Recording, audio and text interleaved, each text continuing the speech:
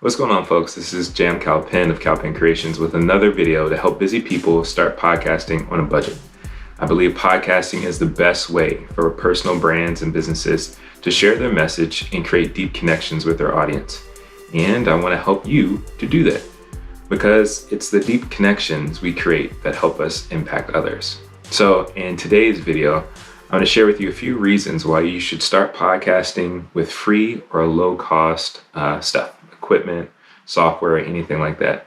Most times when people are looking into or considering podcasting and things like that, they do research and they sometimes come across finding all of these things that they say or understand that they need. And a lot of stuff is expensive equipment or expensive software and things that they feel like they have to have before they can start podcasting. And I want to encourage you, no, you don't have to do that. You don't have to go out and spend hundreds or even thousands of dollars just to get started podcasting.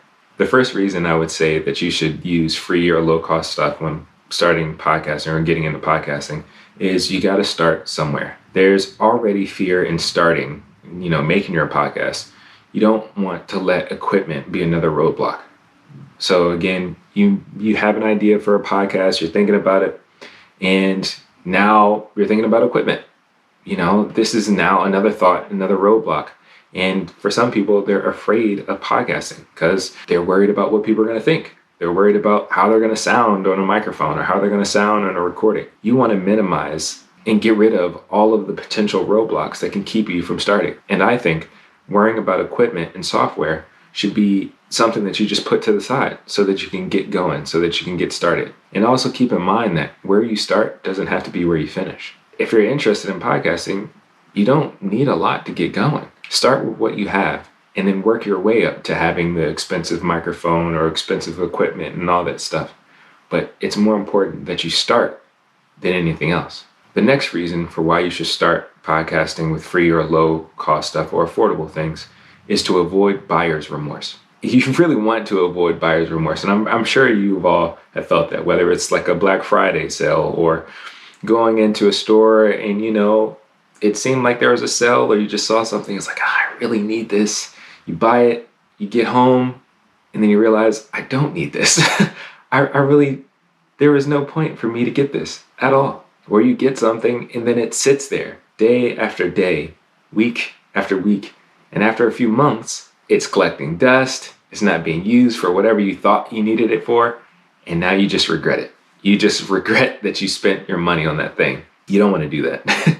Please try to avoid buyer's remorse. And you can do that by starting with what you already have. And with that, you can even see if you like podcasting. So that's the thing. A lot of times we make these big investments or invest in to things that we're interested in, but we don't even know if we really like it. And so the cool thing about podcasting is that, again, you don't need a lot. You can actually start with what you already have.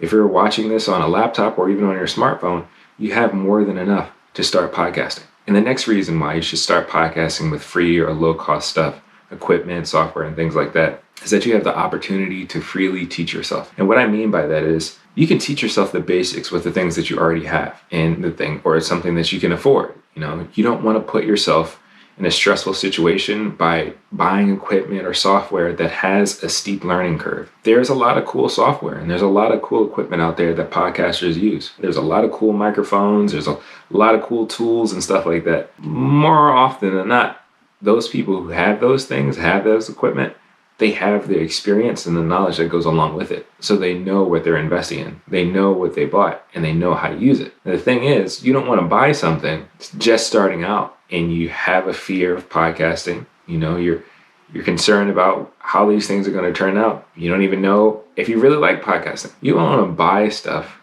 that now forces you to have to learn something new. You're already trying to do something new. Now you're trying to force yourself to learn something new with equipment and tools and software that you're not too familiar with. But if you can start with something that's free or low cost, that can lower that stress. It can lower that need of a steep learning curve when you're trying to develop your podcasting skills. This can give you time to practice and to mess around with things and to not feel this added pressure that I just bought this equipment, now I have to use it or I'm going to have that buyer's remorse. It kind of all goes in tandem. They work hand in hand. And so to avoid that, again, start with free stuff.